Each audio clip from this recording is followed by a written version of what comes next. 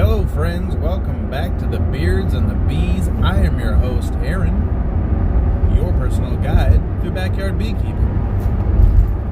So, I'm making this video because it's been quite a long time since we've had a video, and I didn't want anybody to think that I was done making videos, because I am not. Me and Sam are still chugging along, and we've had some setbacks and probably things that we should have recorded and actually put on video, because I think they could have been helpful, but at the time we were kind of learning ourselves, and so I was calling in some other beekeepers to help me out, blah blah blah. And a lot of times they don't want to mess with the camera. Okay, they just want to come and help out and then leave. So to give you guys an update as to the Beards and the Bees channel, if you're interested, is that we were going. We insulated the hives just a little bit, nothing crazy, you know what I mean? Just put a little bit of styrofoam around them, and we were going into the winter season. We had plenty of storage. We had a full deep box full of honey. I mean, and it's deep because we were going 3 deeps, if you remember, and the full top was filled with honey. I mean, the thing was a 100-pound monster on both sides. We did a mite check with Scott, my bee mentor, and the mites were very low, enough to where it wasn't at the time something to be worried about, or even put the bees through a round of the Mite Away quick strips or anything like that. So we just decided, all right, well, we'll just play this out. Low mite count, good to go. Both hives. So fast forward about a month and a half, winter is coming along, we're starting to get snow and things like that, starting to get cold, and around Thanksgiving time, I walked out there and I was told, which, you know, you gotta keep in mind, this was our first year of beekeeping, I was told that I could put my ear to the box and I could hear a slight hum of the box, and then if you didn't hear a hum, you could kind of knock on it just a little bit and it would kind of fire them up a little bit, just enough to hear it. And I didn't hear anything. I didn't hear anything from either box. And so I was like, all right, well, maybe I'm just not hearing stuff, so let me go talk to Scott and see what's going on. And so I talked to Scott and he said, well, that's not a great sign. You should be able to hear something. Maybe you're, you know, not looking, you know, or putting your ear to the right spot. I don't know. And so he told me to wait for the next day that was kind of above 54, 55. And then we actually had one of those because we've had a really mild winter. It's actually been a warm winter. And so I cracked the top, looked down at the bottom, and there was nobody. Cracked the top, nobody in the frames, a couple of dead bees. And I looked in the bottom, got down to the bottom, and all of the bees were on the bottom board, deader than a doornail. And I cracked the other hive, same exact thing. So we had 2 hives, Italians, Carniolans-ish. You know, they're all mutts, but there was ish. And they were both dead on the bottom. All of them. Giant, I mean, all however many thousand bees were all dead. And so I was starting to try to run the order of operations as to figure out what's going on. And I couldn't figure it out. They had plenty of storage. They had plenty, I mean, literally the 2 boxes were full.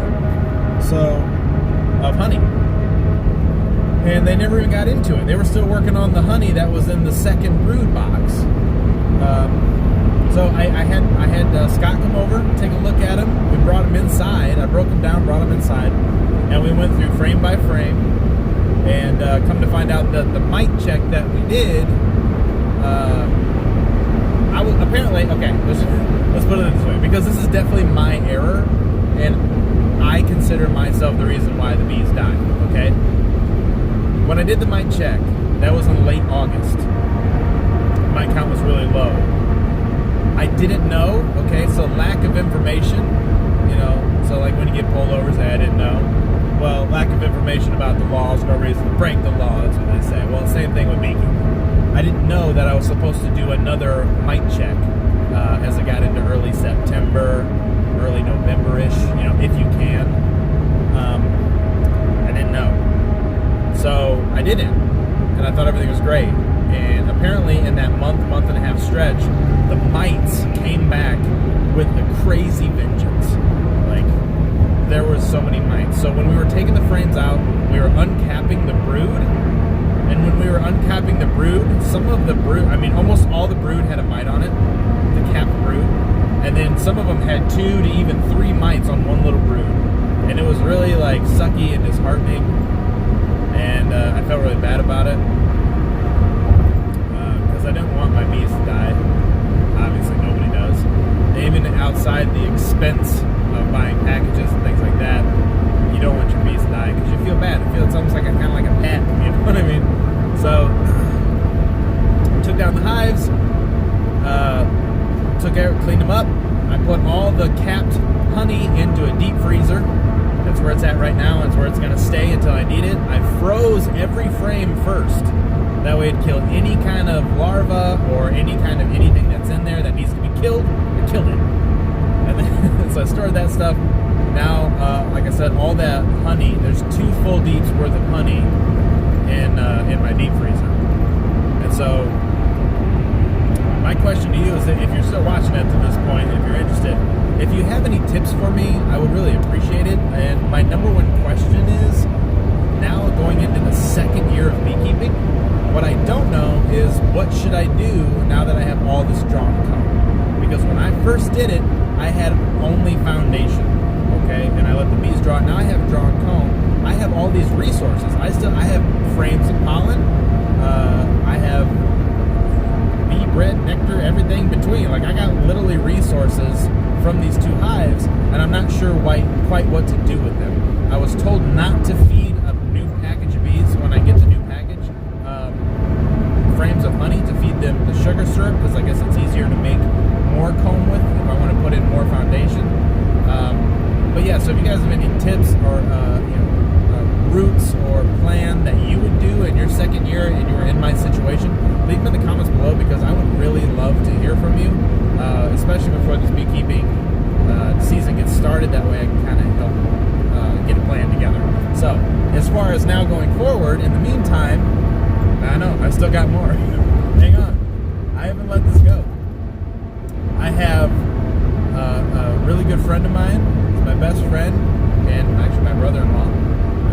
He's going to be getting into beekeeping this year, and so I'm trying to help him as best I can with what I already know. I mean, I've done the first year, okay, and I made mistakes, and so I can help guide him a little. And then my father is actually getting into beekeeping a little bit. Here's his gig. He says, get 2 hives. He goes, I'll buy the hives, and I'll buy the bees, but you just take care of my bees. How's that sound? And then he gets the honey after everything's all said and done. And I was like, yes, oh my God, yeah, let's do that. Because basically at that point, they're my bees, and he just wants the honey that comes off of those 2 hives. That's fine. I'm in it for having bees. I want to do splits and everything else. Because now I got drawn comb. So I ended up hooking up with somebody in Michigan who was getting out of, they were a pollinator, and I ended up getting a few more hives, obviously enough to satisfy 3 deeps of his, my dad's hives. My buddy went with me, he got some stuff, but the thing that I got for me, because I already have a few hives, is I got those double nuke, pre-built double nuke hives. He had some of those for doing splits. So if you guys don't know, which I'm sure that if you're watching this, you probably do, it's basically a deep box, same size and everything, and it's got a divider down the center that keeps those bees separated. You put resources in this hive and some bees, resources in this hive and some bees, and then when you cap it, they stay on their own sides, and they act as 2 different nuke colonies, but they share the same warmth and they, things like that. So it's kind of a really cool process of splitting the bees. And so I'm hoping, now that I have drawn comb, to be able to split some bees this year, because first year you're just not going to split bees. I just can't imagine splitting bees. I didn't have anything. I didn't have any drawn comb. It took it forever to get all the comb drawn out before I could even split them. I would just weaken them and kill them. So that's where I'm at. I'm hoping to do a lot more this year. Now that I have a lot more bees to work with, you might see Robert, my best friend, in these videos as well as Sammy, and Henry will probably make an appearance. Me and Sammy are not done. Okay, stung by the bee, and we're kind of addicted to beekeeping.